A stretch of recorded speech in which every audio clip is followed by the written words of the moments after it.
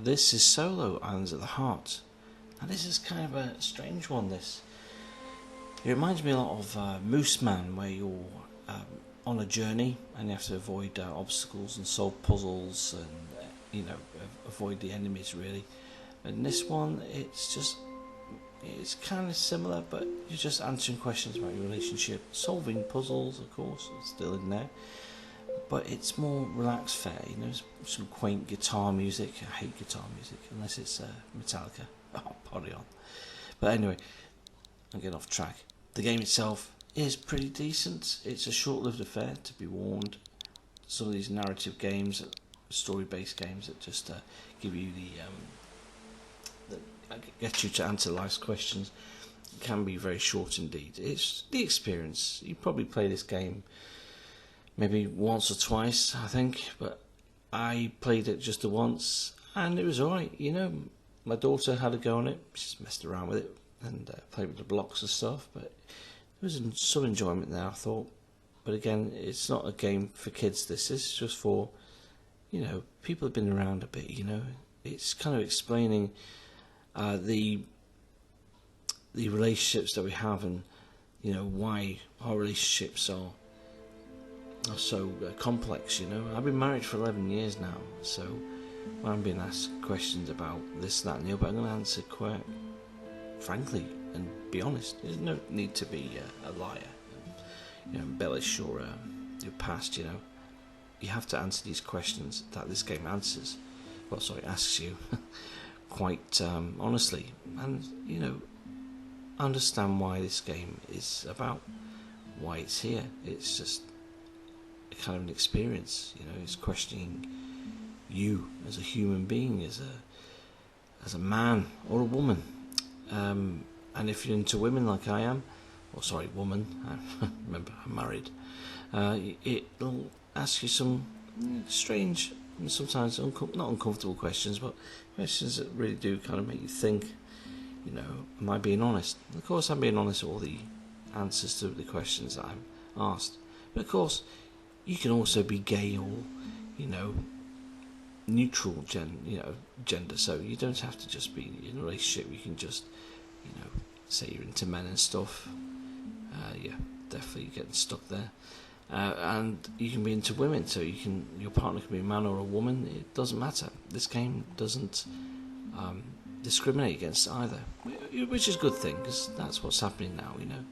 I've never been homophobic. Nothing like that at all. Never have been. I mean, when you pet animals and stuff, it's pretty good in this game, and they become friendly with you, and they can also open up the next part of the island, which is your main aim. You have to reach these lighthouses, and when you reach these lighthouses, you're asked a question, and you answer the question, and you move on to the next island, little mini island. Of course, I had to explore, as I do, just to see if this game was anything else but island hopping, and unfortunately that was just it. Just island hopping, little island to little island, with a question between, a puzzle, some pets or plants to water, and of course if you water plants or just do some good deeds or help the narrative, then you move on. And the music, it's there, it's pleasant. Again, I'm not keen on guitar music, but it's in the background. It doesn't annoy, doesn't grate. The graphics are nice enough. Performance-wise, it's not too bad. Not great. Sometimes it could be a bit funny, whether it was my recording device or the game. I wasn't too sure. I had to replay it, and I found out it was the game. But it's not, it's not earth-shattering. It's not going to ruin the experience for you. Just a slight little gripe there. But the game itself is kind of cutesy. I do like the effects and the graphics and the little puzzles. The little parachute puzzle was quite easy to solve. And the game itself didn't outstay its welcome. I thought it was a pretty decent game. Again, it is pretty short, and that'll probably put people off, But I'd say wait for it really, and then get the game. Apart from that, I kind of did like it. It was definitely different. A lot better than Moose Man. Better than Wind Waker's. That's for sure. But again, too damn short. You just wanted more of it. You wanted harder questions. That's what I wanted out of the game. Again, this part here, kind of, when you're first into playing the game, it kind of flummoxed me a bit. I thought, what's this all about? It's kind of like, it's like therapy, isn't it? Really strange. It's like Sigmund Freud is playing a game with you. It's kind of weird. But you get used to it, and you plod along, and the game's over. And it's fun. Again, you can be a boy, girl, man. You can like boys, you can like girls. Or you can like no one, you can just be into, yourself. But the game itself is there just to challenge you and make you think about, life's biggest and most important questions, Why are we here? Why do we love just the one person? Can we love more than one person? Is that wrong? It just asks a lot of questions. It's a nosy game. It's therapy. It's fun.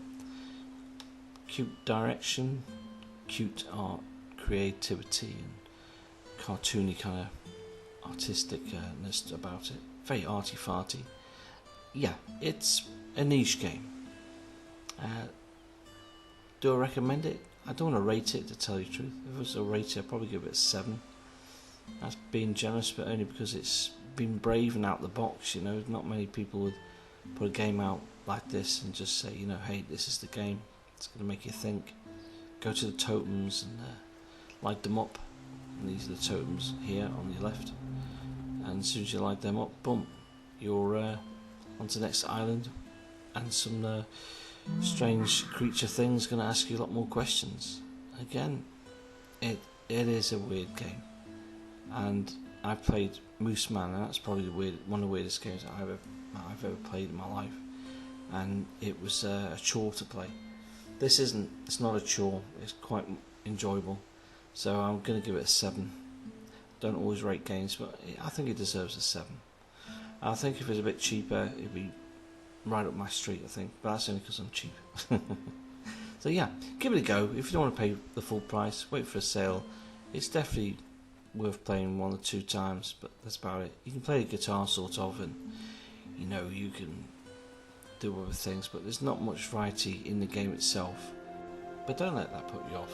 Some of the questions it asks were kind of odd, but some of them made sense. It's a really strange one. It's a mixed bag.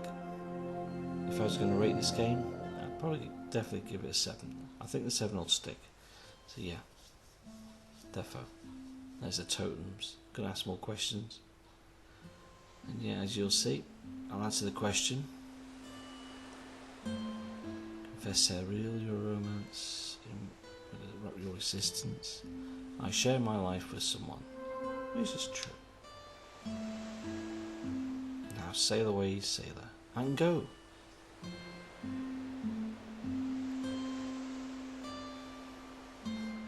And that is the challenge there. And then you and I imagine your loved one helps you turn the wheel, and up pops another island, and your adventure begins and continues. So, final verdict, straight 7 out of 10. Recommended if you like these sort of games. If you ever played Mooseman, you'll know where I'm coming from.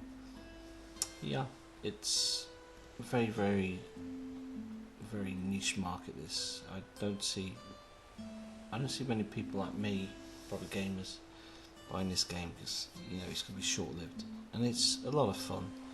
If you like these sort of games, I enjoyed it. That's all that matters.